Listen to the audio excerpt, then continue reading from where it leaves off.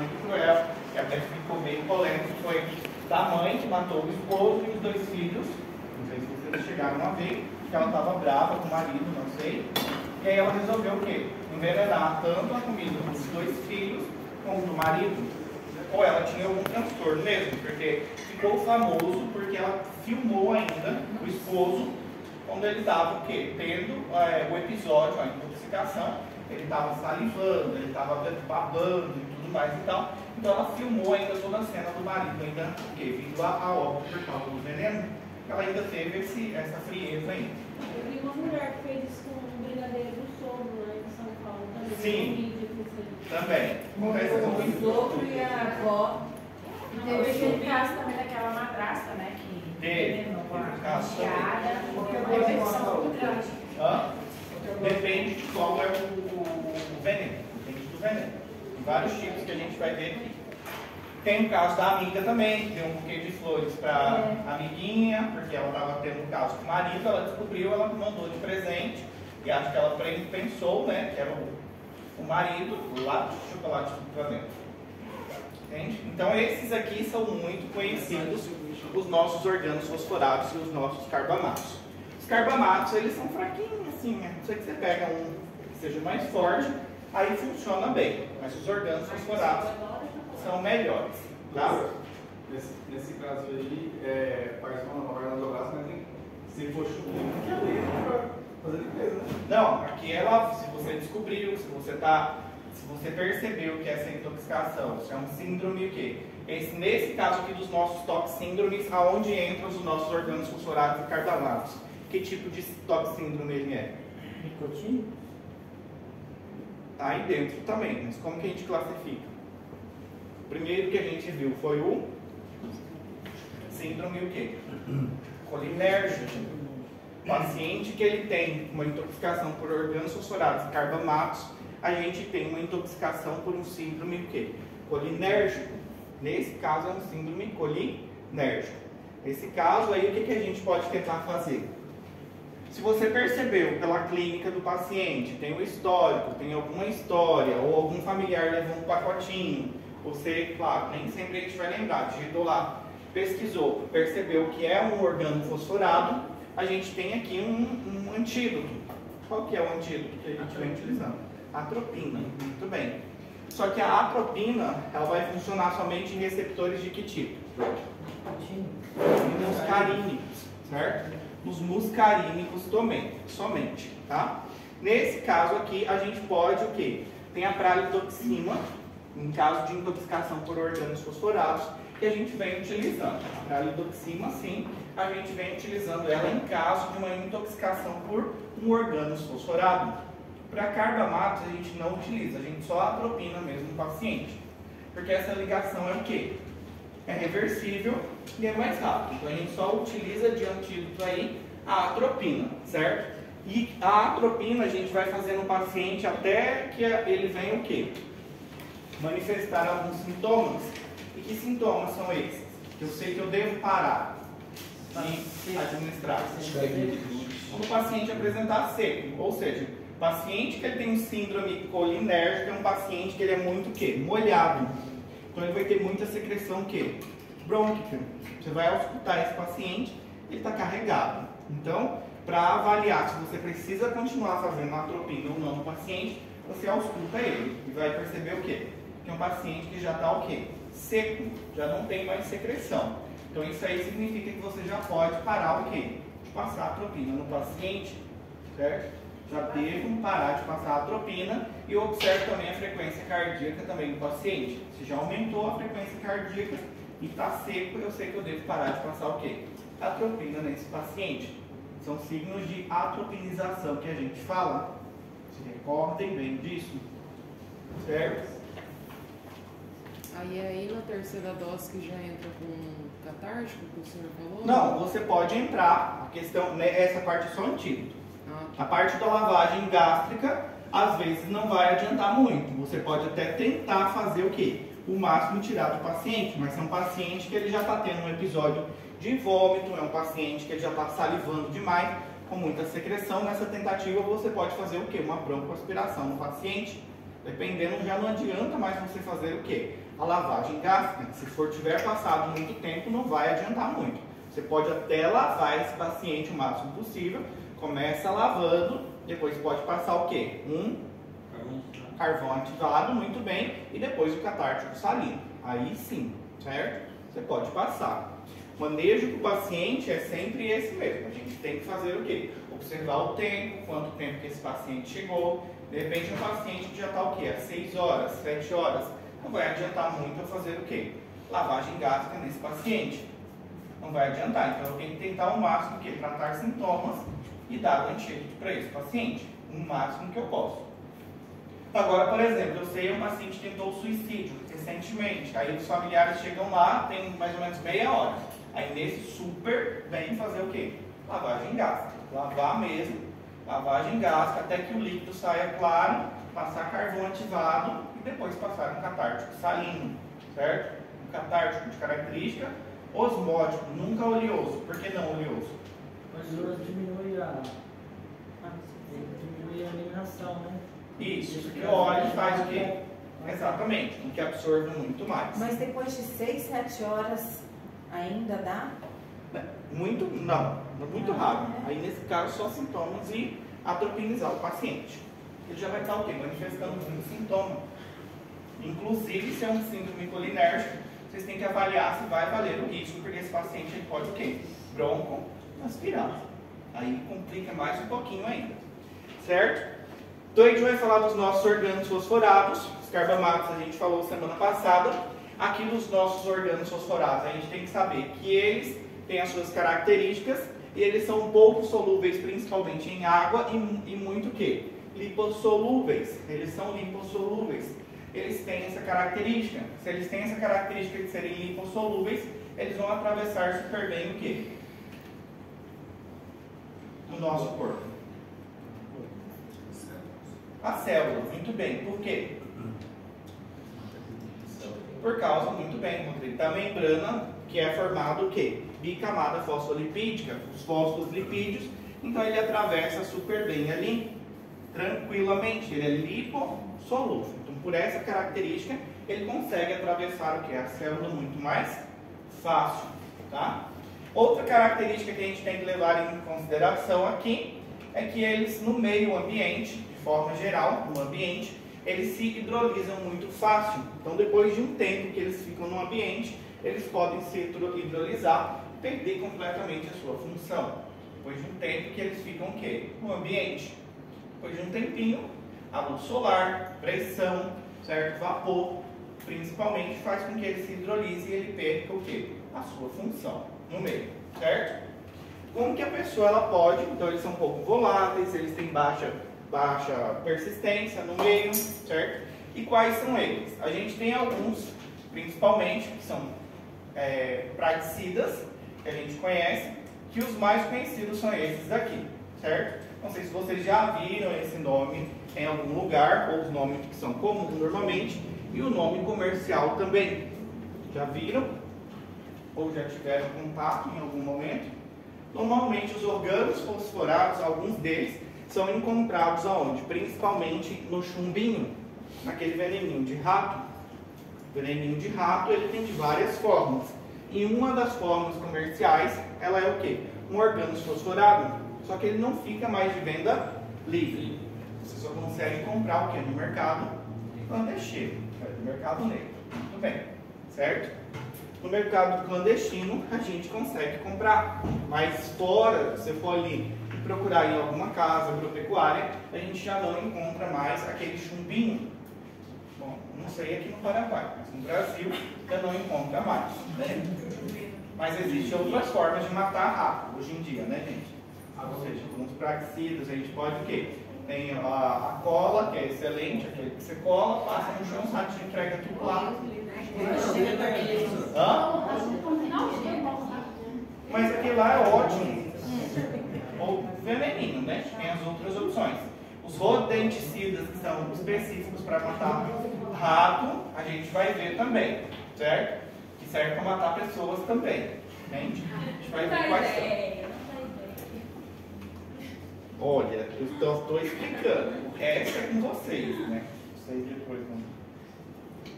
Como que a pessoa ela pode se intoxicar? De forma oral, inalatória e dérmica, certo? Oral pode ser tentativa de suicídio, principalmente, acidentalmente, crianças, por exemplo, pode acontecer, por isso que a gente não pode deixar nada, nem medicamento, à vista de criança, porque eles podem pegar e acabar o quê? Ingerindo, certo? Então isso é um cuidado que a gente tem que ter.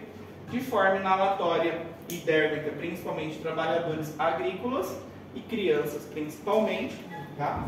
Pode acontecer esse tipo de intoxicação. Então, orgânulos fosforados a gente pode ter de forma inalatória, dérmica e de forma oral. Como que a pessoa pode absorver o nosso tóxico, então? Digestiva, respiratória e de forma cutânea. A forma mais frequente que a gente tem aqui é a forma o quê?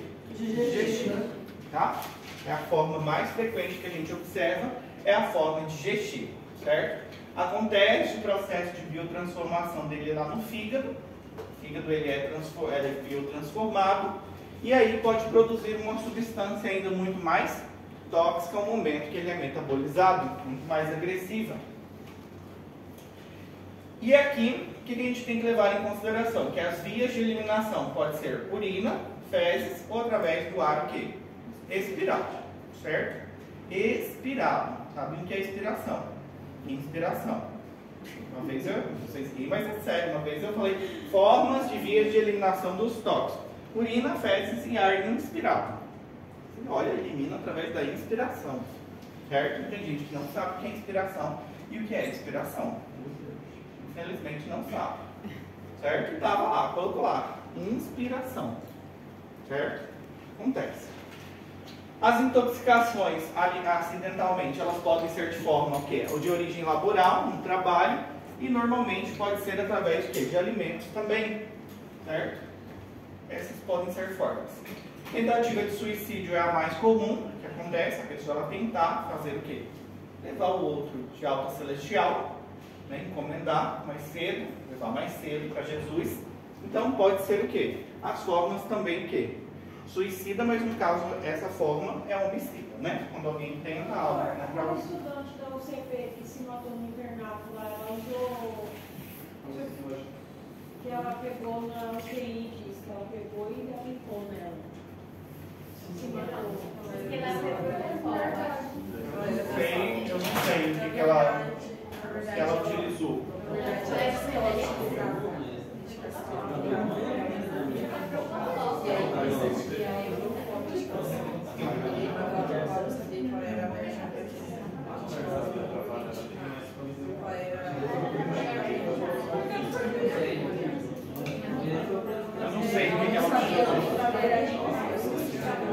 Foi um processo na hipersensibilidade. Sim. Certo. Eu não sei, mas o que acontece? O que eu falo sempre para vocês é o seguinte: aqui não é fácil a vida para ninguém, Então tentem se ajudar o máximo possível entre vocês, conversar, seja alguém para alguém aqui, entende? Todo dia ele parece. Hã? Todo dia ele parece. Você liga? Deve de chamada que ele quer. Para ver se ele está bem. Isso. Tá certo, mas isso é real. A medicina ela começa desde o primeiro ano de faculdade de vocês e é ali que vocês devem exercer. Tá todo mundo longe da família, todo mundo tem dificuldade, certo? E ninguém muitas vezes fala o quê? Chega e conversa com a gente. Eu tô com esse transtorno. Eles vão conversar diretamente com quem? Com vocês que são os coleguinhas de sala. E vocês demonstrarem um apoio ali, depois vocês não ficarem com consciência pesada. Certo? Mas sempre ofereçam uma mão amiga e ajude o coleguinha ali, certo?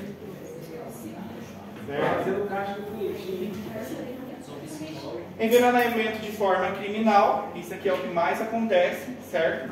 Então, às vezes eles passam despercebido, quanto mais a gente dilui ali, mescla no meio do alimento, ele passa, vai ter odor e não vai ter sabor, por isso que é muito utilizado, certo? Mas a pessoa que ela faz uma tentativa, um envenenamento de forma criminal, são pessoas que são completamente o quê? Leigas, entende? Não conhecem. Porque sabe, por exemplo, vocês se forem tentar matar alguém, óbvio que vão descobrir que é vocês. Porque vocês já sabem que o médico, o legista, vai ter conhecimento disso daqui. Na hora que chegar lá, o médico já vai falar para alguém da família, provavelmente o quê? Um toxíndrome, ela não teve contato com nenhum desses venenos, então pode ser que alguém tenha feito o quê? Tentado envenenar. Já vai mirar em quem tem o quê? Problema, não é?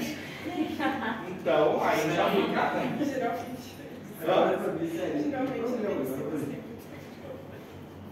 Vai achar um tem problema. Não, mas eu digo, vai pesquisar o quê? Se aquela pessoa ela tem problema com alguém, opa, quem que vão pensar logo? Ah, fulano, a Laila tem problema com o Lucas. Opa, então, já vão pensar o quê? Na Laila. Foi lá. Eu nunca mais como. Laila já vai o quê? Automaticamente já vão pensar na Laila. O foco já vira ali, certo? Claro que existem outras formas que passam muitas vezes, mas é mais difícil, gente. Entende? É mais difícil de perceber, de detectar, precisa de mais estudo, entende? Tem as plantinhas, que é mais difícil, certo? Entende? Tem umas também que vão intoxicando aos poucos, né? Tem umas que vão intoxicando aos poucos, lentamente. Exatamente, tem umas que vão matando devagar, certo? Mas mesmo assim, essas que vão matando devagar ainda se detecta ainda. Certo? Se detecta ainda. Tem algum que não dá Tem algum que não dá, Tem algum que não dá pra detectar? Olha, é difícil, hoje em dia já não dá mais para detectar a causa da morte do paciente. Tem a que é muito utilizada como forma injetável, que é nos Estados Unidos, que é o de potássio, esqueci o nome agora. Eles usam injetável. Fugiu o nome agora. Cloreto, muito bem, isso mesmo, cloreto de potássio. Utiliza muito cloreto de potássio. E esse já é mais difícil de ser detectado, já é muito mais difícil. Às vezes conseguem pensar, porque vai fazendo a parte, o legista vai observando, aí encontra algum local onde a pessoa fez o quê? A punção. O legista usou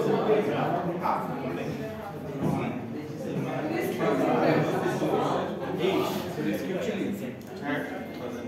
A dose tóxica, ela depende muito do nosso tóxico aqui.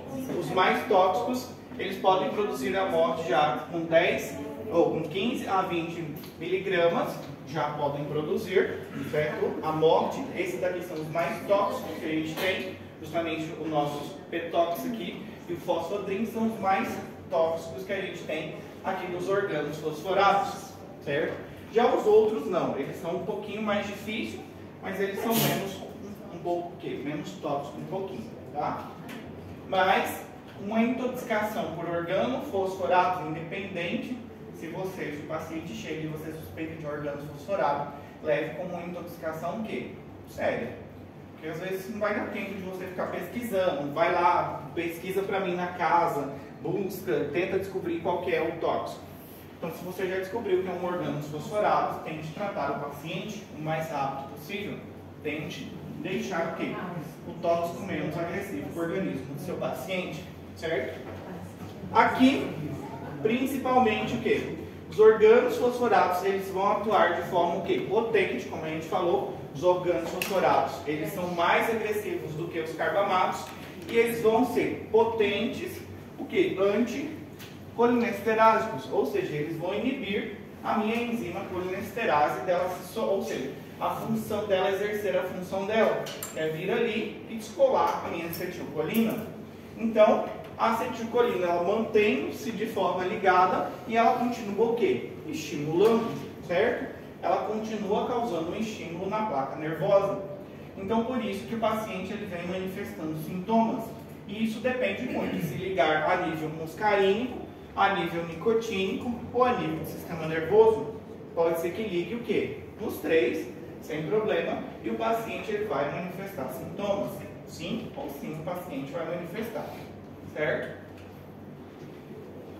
O que acontece? Quando ele se liga, certo? Quando ele se liga, uma função, principalmente das minhas colinesterases, para vocês não se esquecerem, é o quê? Ela tem a função de vir e hidrolisar a acetilcolina, quebra a acetilcolina, onde ela vai transformar uma parte em ácido acético ali e uma parte em colina, certo?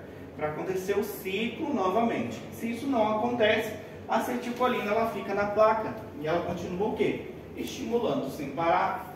E esse estímulo, dependendo de qual receptor que ela se ligou, ela vai produzir os sintomas de forma específica. E isso depende muito, que podem ser a nível muscarínico, pode ser a nível nicotínico e pode ser a nível de sistema nervoso. Aqui a gente tem uma imagem. Então aconteceu essa inibição de forma irreversível da acetilcolinesterase e aí impede o quê? Que a acetilcolina ela venha o quê? Ser degradada. Se a acetilcolina ela não é degradada, ela continua o quê? Permanece ligada aqui. Se ela permanece ligada, ela permanece o quê? Estimulando. De forma fisiológica no nosso corpo, acontece que forma? A acetilcolina se liga, a acetilcolinesterase ela vem, quebra a minha acetilcolina aqui e vai transformar em colina em ácido acético. Volta aqui para dentro novamente a colina e faz o ciclo novamente. Aqui dentro forma a acetilcolina novamente, vem a acetilcolina e se liga. Novamente acontece esse ciclo. De forma fisiológica acontece assim. O problema aqui da nossa intoxicação é que a acetilcolina se liga e cadê quem vai me desgrudar daqui? Está bloqueada por um organofosforado ou um carbamato. Inibe a minha enzima. Então, continua o quê? Uma estimulação. A acetilcolina, ela permanece ligada ali e ela continua então o quê? Estimulando a minha placa nervosa. Por isso que o paciente ele pode manifestar o quê? Os sintomas, certo? Aí o paciente vai manifestar o quê? Os sintomas. E os sintomas aqui depende, como eu falei para vocês, se vai ligar a nível de receptores nicotínicos, muscarínicos ou a nível do sistema nervoso central. Pode ser que se ligue o quê? Dos 3 sem problema. Pode ser que se ligue em 3 sem problema, ou em 2, só em 2 sem problema. Pode ser que se ligue em 1 sem problema. Só que essa ligação aqui, a gente consegue quebrar, por exemplo, com atropina, somente quando é a ligação em receptores o quê? Muscarínicos. A atropina, ela só funciona em receptores muscarínicos, nicotínicos não, certo? Então, o paciente você vai reduzir boa parte dos sintomas que ele vem manifestando, mas ele ainda vai continuar manifestando sintomas. E os sintomas podem se dever à ligação em receptores nicotínicos e a nível do sistema nervoso central. Certo? Tudo bem até aí? E isso vai depender do veneno ou vai depender de organismo para organismo? Isso depende muito de duas características que você falou, do veneno e do organismo. Certo? Principalmente do organismo. Depende muito, tá? Isso depende muito. As intoxicações, quando a gente fala por organos fosforados, elas também são classificadas. Elas podem ser de forma aguda, podem ser de forma intermédia e elas podem ser de forma mais o quê? Grave também. Assim, a gente classifica uma intoxicação pelos nossos organos fosforados. Tá bem? 5 minutinhos para vocês beberem uma água e a gente continua.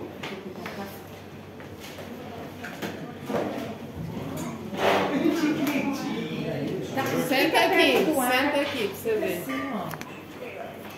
Senta aqui.